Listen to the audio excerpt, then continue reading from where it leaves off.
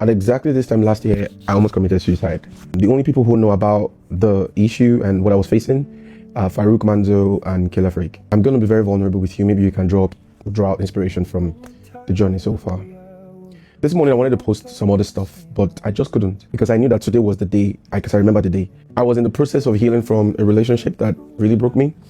I had a lot to learn in that relationship. I had to take accountability on many things, take it to God, look in the mirror, self-reflect. I was in a dark place, man. You have no idea what it means to see the whole world move in front of you and you're just there. I've never really fit in growing up. I was always the weird kid. I mean, growing up, I used to go out a lot, and my circle where I was growing up, from around age 4 to like age 12, 13, there were only like these people opposite our house, Tim Lulu and Moyo, just a family. And they were the only, like, by classism, they were the only set of people that by class we could associate, but we were in a circumference filled with people who were way below our own status financially and whatever wise. So, but from that child, I've always been someone who doesn't care. So I would sneak out of the house, play with anybody. I didn't really care. Some of my friends then, like, is this person rolling with these people? Even skedaddling down to secondary school, uni life and whatever. So, and for once, I finally found something that I loved doing, which was content. You get talking. You guys don't understand what I went through. It was hell. It was hell. The first contract I signed to a company in Nigeria, I signed it for free.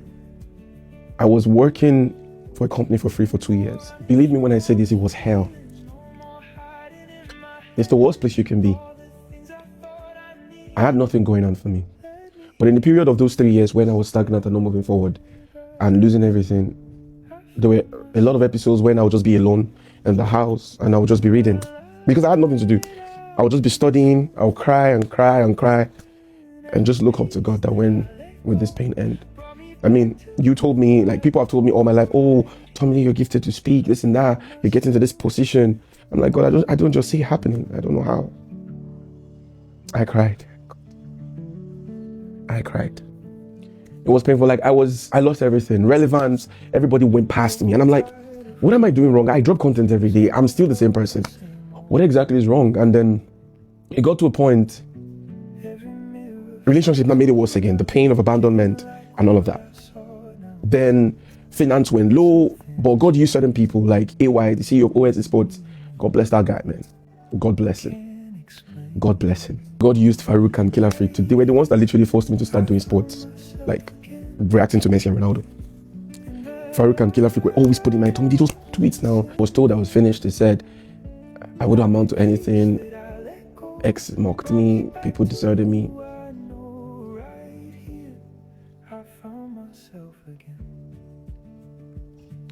Finance companies left me, everybody left. Just some few people. Every time I have to come online and pretend like I'm cool. That period I remember, but deep down I was burning. I was still reading, I was still praying, I was still studying. I didn't know God was using all of that to prepare me for moments like this. I never knew. I hated relationships at some point. I wanted nothing to do with women, I wanted nothing to do with people. Even there's still residue of those hurts here because I barely go out. I don't like going out. I detest going out. I don't club. Even if my friends, some of my friends do. I've never clubbed before. I don't smoke. I don't drink. I'm just always indoors. I prefer my life that way.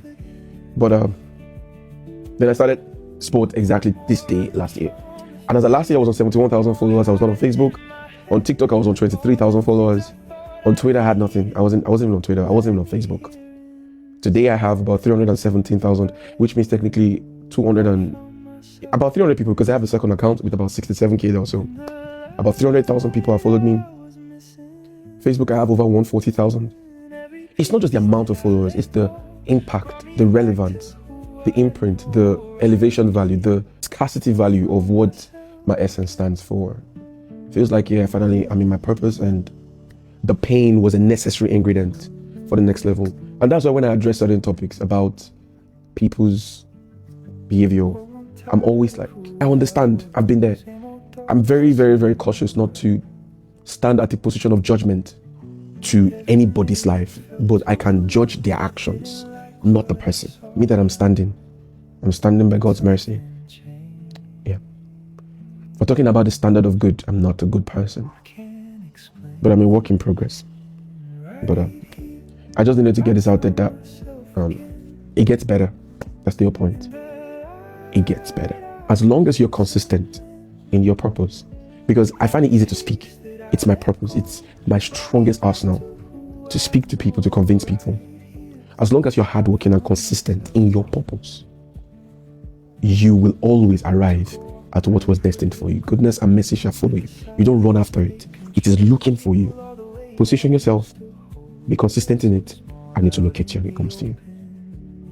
Every other thing I tried, those were not my purpose. This is my purpose. And that's why it's seamless. That's why it's easy. Any topic, give me to talk on it. Easy. The gift is there, the grace is there. It's just God. I am fearfully and wonderfully made, and I believe it. And above all, I do want to say a big thank you to Mr. Kumi, Killer Freak, Farouk, AY. And God bless you guys. And my dad, my mom, my brother, my sister, Finny.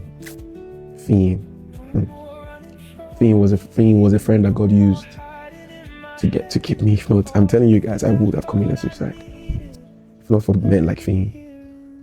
I'm gonna tag them just so they see it. I love you guys, man. And yeah, it gets better. Be consistent in your purpose. The real question then is, how do I find my purpose? Because I know that's what most people would ask. So I'm going to finally take a level of chutzpah, and I'm going to be dropping a video today or tomorrow maximum. If you apply this principle or you meditate on it, you will never question your purpose ever again. Every human being is fearfully and wonderfully made. There's no common sense to it to tell me that you're a mistake. You're not a mistake. You're not a mistake. Your perception of death has to change. Your perception of life has to change. Your perception of meaning has to change. Once you can address those three, you would understand that even death sometimes is a blessing. And pain is a blessing. Pain is a necessary ingredient to unlock the next level of your elevation in life. You need pain to unlock the next level. So yeah, God, give me pain. Give me your kind of pain, Father, so that the next level will be more beautiful than the latter. Alright, now let's move to the next video, bro. Let's go.